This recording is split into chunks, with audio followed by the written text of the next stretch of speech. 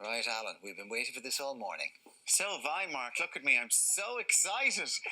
The magic of Harry Potter has certainly taken the world by storm, and believe it or not, it could now be the answer to keeping us fit and healthy too. And Siobhán Carroll joins us now to tell us about wizard yoga. Good morning to you. Good morning. So where did this all... You're obviously a Harry Potter fan. I am, indeed. How long have you been a Harry Potter fan? Since the books, before the movies? Well, I got the first books for my 11th birthday, so fitting because that's when Harry goes to Hogwarts. Yeah. So yeah, I've been a fan since then. This was, you came up with this idea in India. Yeah, so I did my teacher training in India in 2012, and we had a project where we had to talk about yoga philosophy, and so I compared it to Harry Potter because somehow it fit. So the idea stemmed from there. Now, people might be looking in this morning going, come on, you're having a laugh now. Harry Potter and wizard yoga. Absolutely. Well, now, what do you say to them?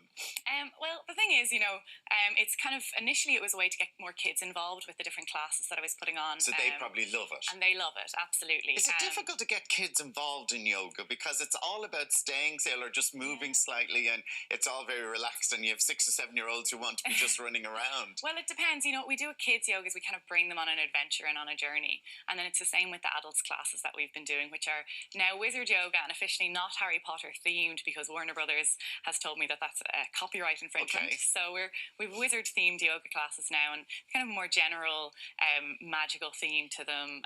And it's nice to kind of also tap into like our Irish history of wizards and druids we have here. Sure. So really it's a broad way of looking into all sorts of now wizards. I'm looking at wands here and different things. So what is it? Are you going to show us Absolutely. exactly what it is? So we have a wand here. Would you like to try it out? Okay. Maybe? So what I turn you into? Oh, you have a wand. I have a wand too. And you have your special wand. I do. This is your special wand. The wand chooses the wizard, so this is the one that chose me.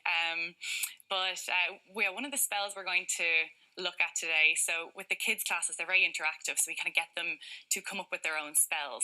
And one that I've decided to share with everyone today is a spell to make your nose grow really long. Okay. And if you want to try it with me. This is yoga? Yeah, it's yoga. So what we'll do is we'll come into a yoga pose. So, okay, you go into your yoga pose there. So we'll come into like a typical warrior 2 pose. So we'll kind of bend that front knee, making sure that knee comes out a little bit to the right, definitely not inwards, because that can be bad for the knees. So we can easily get the kids to do this, and adults love it too, because it's great for adults to tap into that inner child and have a bit of play and fun as well. So we'll spread our arms wide like we would in a yoga pose, but then we'll also use our magic spell. So for this spell, to make your nose grow long, now this was made up by one of my younger students. Okay.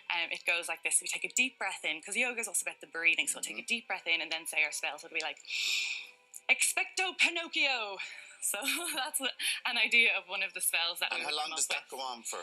Like how often do you do that? So that would be just one of the poses. And then, so another example would be, I'll take off my robe for this one, because so that everyone can see.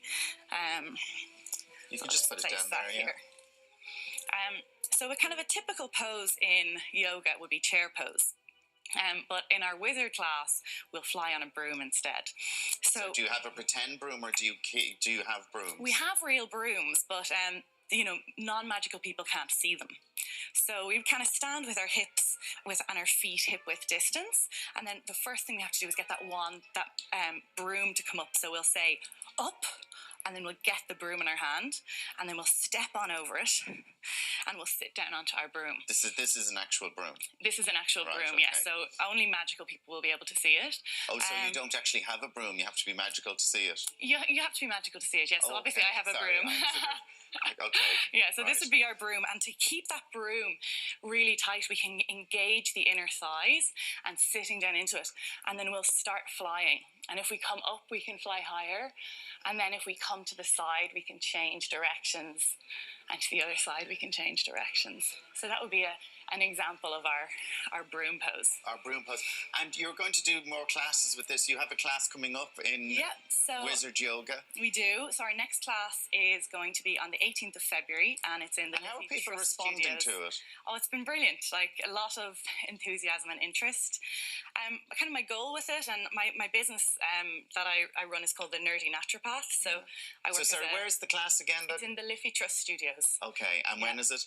It's on the 18th of February. And do you have a website? I do. It's the nerdynaturopath.com. So my kind of my goal with all of this is to spread kind of the word of yoga and wellness with a kind of a wider audience. So maybe people who like magical things or different movies that might be out. You've done it this morning with us and to all our viewers. Thank you very much. Thank you so much.